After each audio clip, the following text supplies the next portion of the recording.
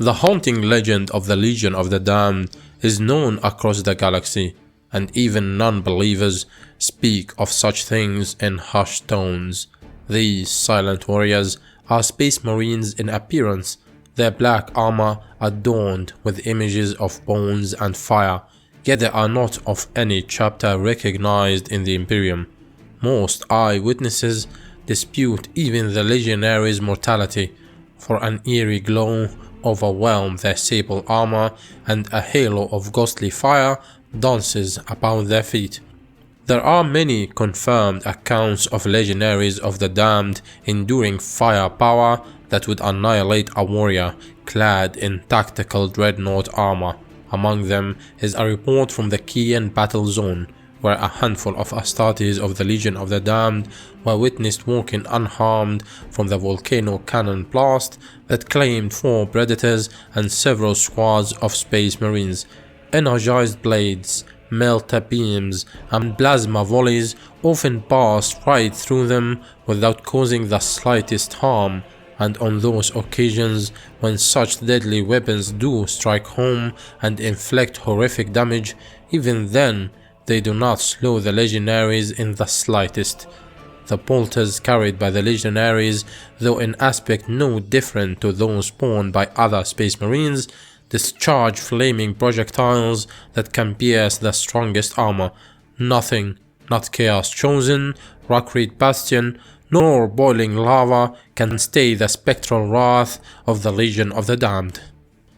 Never before or since have I seen fighting such as I witnessed when that host fell upon the orcs.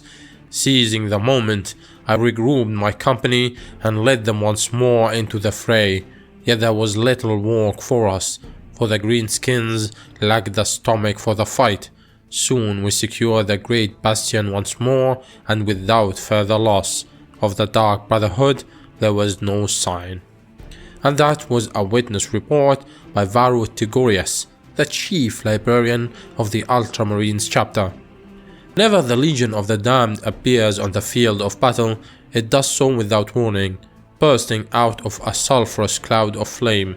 Its members stride from nothingness, adorned with icons of the grave. With a terrible efficiency, they cut down the foe, not a wasted motion, nor a spoken word giving pause to their dark work. The legionaries are always clad in ceramite of deepest black. To witness the Legion of the Damned fight at close quarters is to observe true martial prowess, for they combine the brutal power of the Space Marines' gene-enhanced physique with the expertise and insight of a veteran weapons master. Knives plunge deep through exposed joints and into thundering hearts. Bone-clad fingers stab through throats and eye sockets before returning red and wet to the triggers of their guns. Here and there, a hurled combat knife claims the life of an enemy trying to escape. Never aiming to wound, always to kill, they attack with an economy of motion that leaves even the warriors of the Adeptus Astartes wide-eyed with surprise. Once the tide of battle has been turned, the legionaries vanish from sight. Some witnesses say they looked away for a second, only to look back and find nothing there. Others that the legion shimmers before disappearing like a fading holograph. The strange static that accompanies these disappearances prevents any proper record of their exit from the field. If an investigator wishes to obtain any kind of first-hand account, he must visit those who witnessed the incident within solar days, preferably hours, for the presence of these strange space marines erases itself from the mind much as a dream or nightmare. Nonetheless, the scent of burnt flesh lingers in the nostrils and on the tongue for solar weeks, years, or even the rest of the witness's life, resulting in disturbing thoughts that can never quite be traced back to their source. They are creatures born of the womb, that much even a child could divine. That they wear the shape of mankind's vaunted defenders is a matter as immaterial as the warriors themselves. They are demons, and they must be brought low, just as with all their malefic kind. on the account of the Assyrian autarch Eliun Star Shaper. Speculation as to the legion's true nature runs rampant amongst the Imperium. A few scholars of Adeptus Astartes history have intimated that the Legion of the Damned is a psychic backlash made real. Events such as the Estevan massacre or the death of a Primarch were so traumatic they left a permanent scar on the psyches of all the first founding Space Marine legions. So these theories run a scar so deep it has permeated not only the chapters that came after them, but hundreds of successor chapters since that tumultuous time. The Space Marines that have remained loyal to the Emperor since then have a deep-seated belief that those who betrayed them should be made to pay for their transgressions with fire and fury. It is quite possible that the librarians of the Adeptus Astartes tap into this belief and make it real, whether by accident or design, resurrecting the ghosts of their fallen brothers and giving them a chance to wreak their terrible revenge. These scholars believe it's a chapter's burning conviction that the guilty must be punished that gives the phantoms of the Legion a physical form. There are radicals amongst the librarians who have a similar theory, though they believe the Legion of the Damned is a kind of consensual hallucination and occasionally even manifestation conjured by mankind as a whole. They believe that the subconscious power of hope is so strong that when combined with the nascent psychic abilities that lurk within humanity's minds and a stimulus of imminent death, it can potentially be made reality.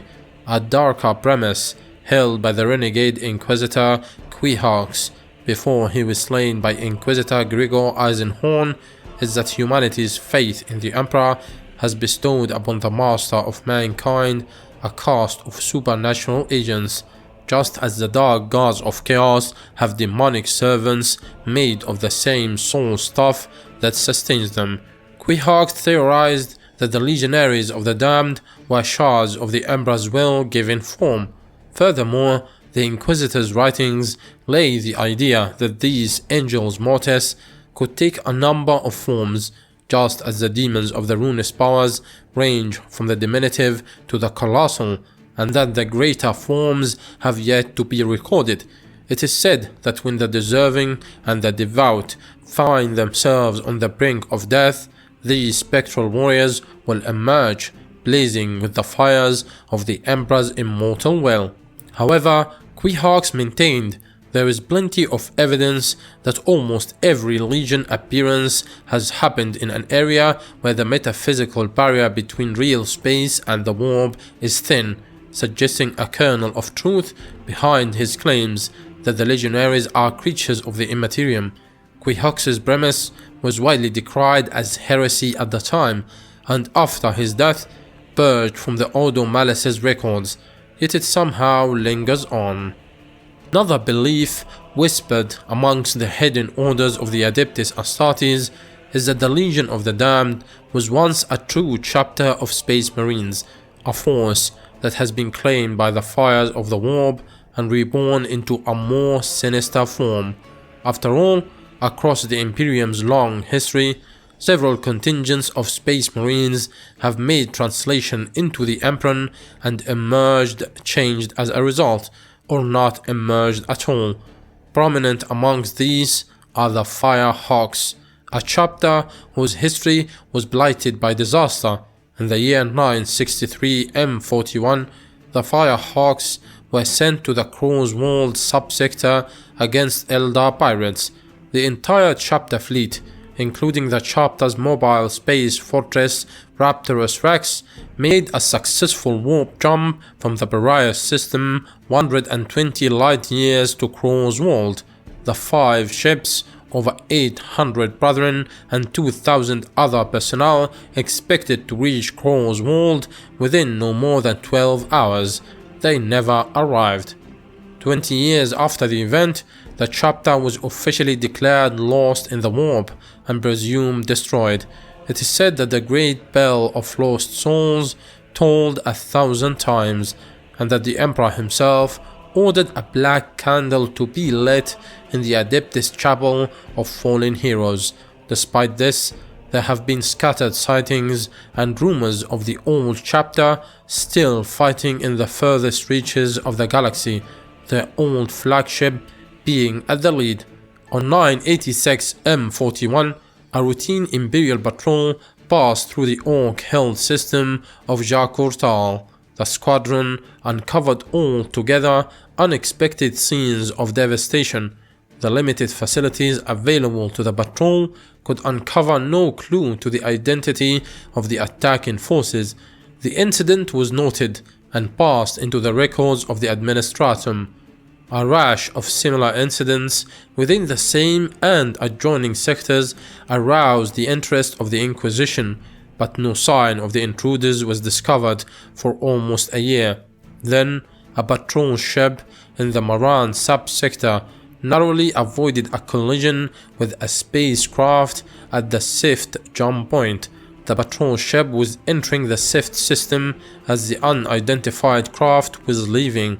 Alerted by the close encounter, the patrol crew scanned the entire jump area and discovered two long cylindrical objects within the intruders' projected flight path.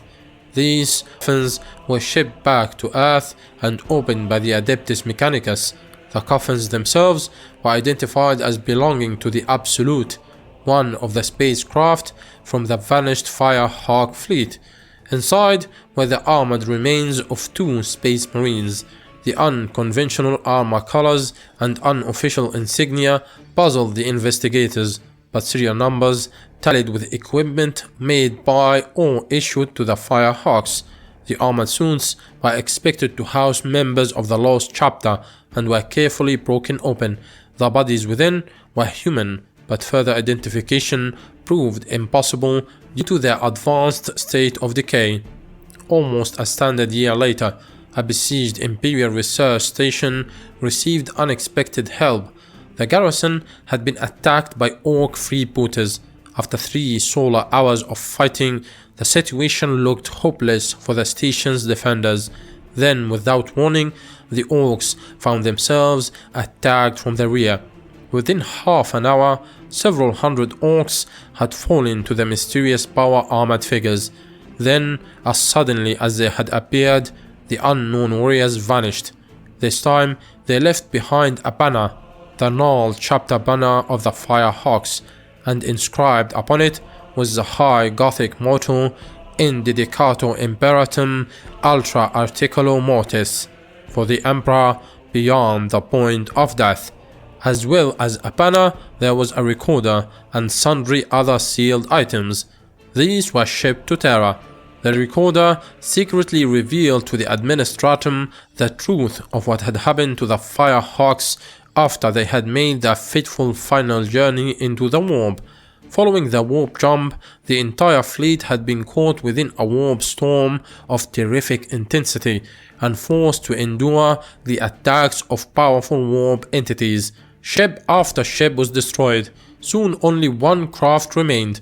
By a daring warp exit maneuver, the craft burst out of warp space, emerging far in the galactic east. Thousands of light years, of course, and beyond even the psychic light of the Emperor. The original survivors numbered 200 brethren.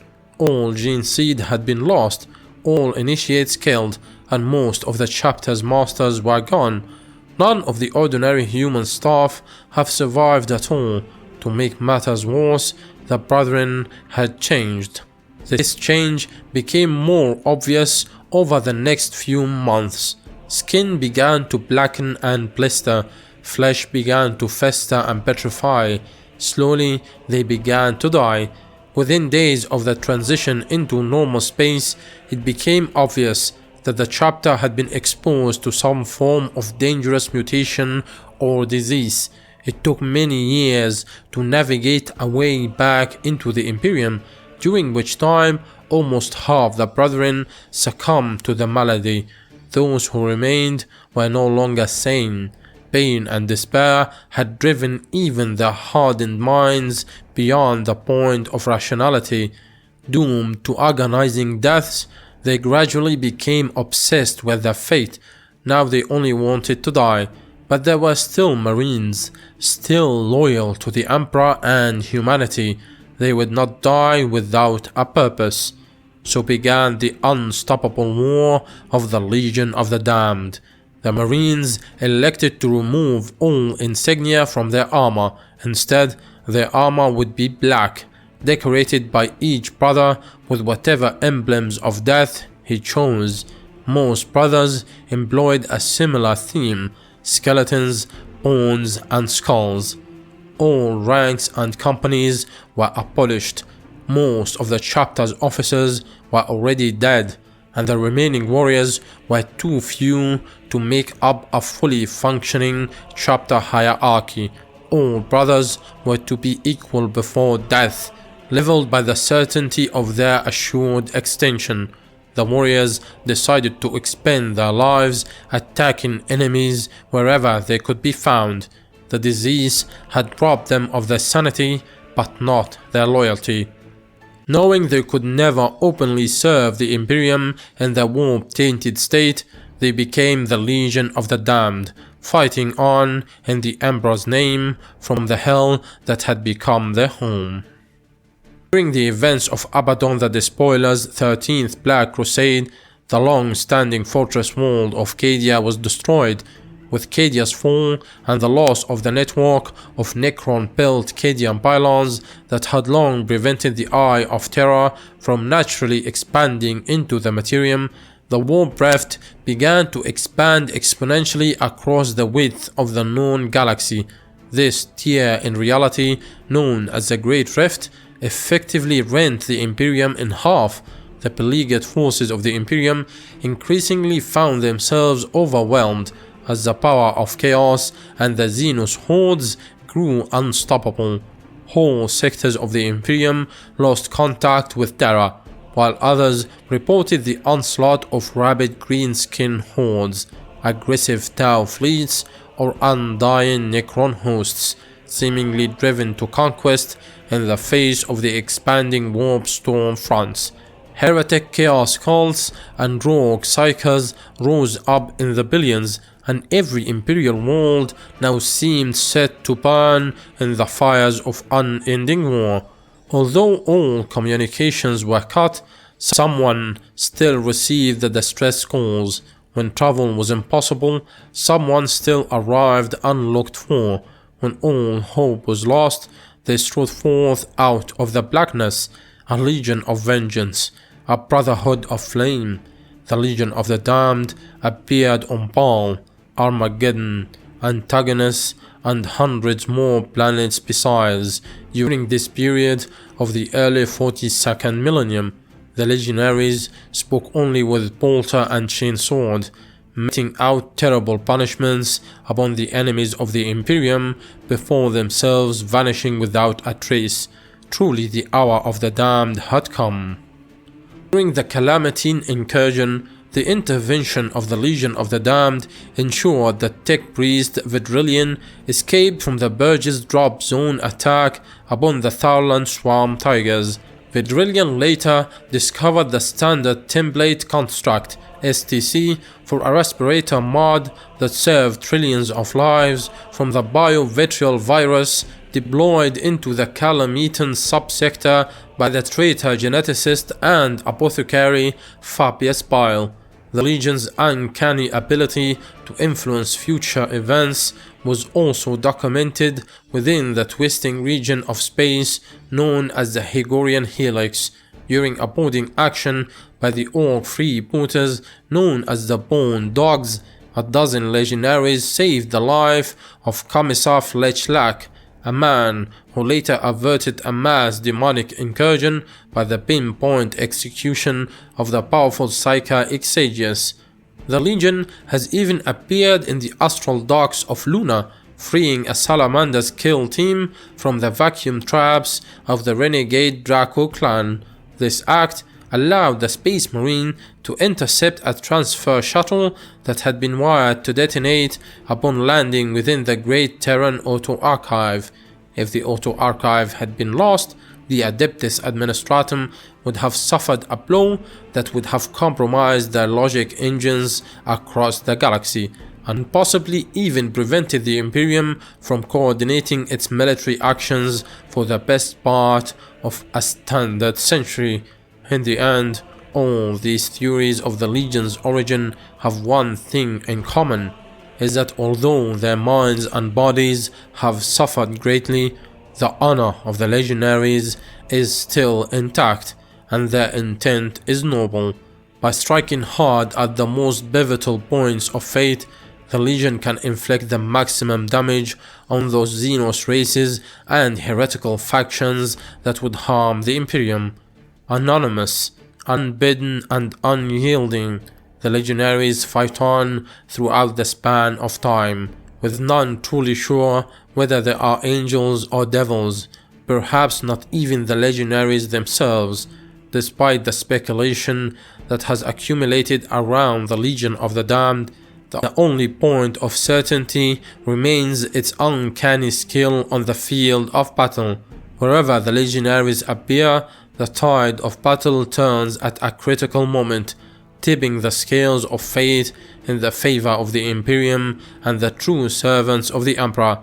They may be plagued by madness and morbidity. They may be touched by the fell powers of chaos. They may even be amongst the ranks of the fabled undead, but they remain loyal servants of the Imperium, and perhaps that is enough. Alright guys, hopefully you enjoyed this. If you did, hit that like button, leave a comment for the algorithm, and don't forget to subscribe to stay tuned for more of Warhammer 40,000 lore.